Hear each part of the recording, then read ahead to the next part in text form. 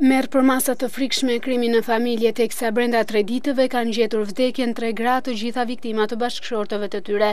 Ndërsa të shtunën Valbona Çarçani u masakrua me thika nga bashkëshorti i saj në mes të rrugës dhe në sy të kalimtarëve të rrugës Teftatashko në kryeqytet. Pas ditën e së hënës dhe 2 gra të tjera janë bërë viktima të bashkëshortëve të tyre.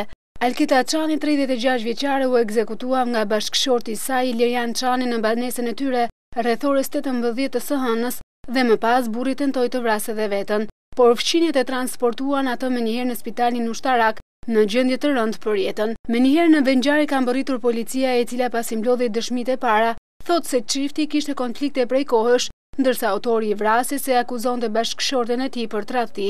Por policia tha se në momentin e kryerjes së krimit ai ishte në efektin e pijeve alkolike. Sipas të dhënave të policisë, krimi u krye me një automatik tip Kalashnikov dhe 36 vjeçaria ka gjetur vdekjen e menjëhershme duke marrë plumba në kokë dhe në trup. Çifti Çani kishte 2 fëmijë të vegjël. Pista kryesore e hetimit ka qenë xhelozia, ndërsa policia ka marrë në ruajtje të arrestuar për këtë krim në spitalin ushtarak. Po pas ditën e së hënës në Mamurras, një 44 vjeçar vrau bashkëshorten e tij me mjete të forta në rrethana që ende po heton nga policia. Menjëherë pas ngjarjes së rëndë, policia e Kurbinit ka bërë të mundur kapjen e autorit, i cili mësohet se ka pranuar të ketë kryer krimin për motive xhelozie. Ndërkohë të gjitha rastet kanë kaluar në hetimin e prokurorisë së krimeve të rënda me ndryshimet e reja në kodin penal, çka mendoheshin se do të parandalonin krimin në familje.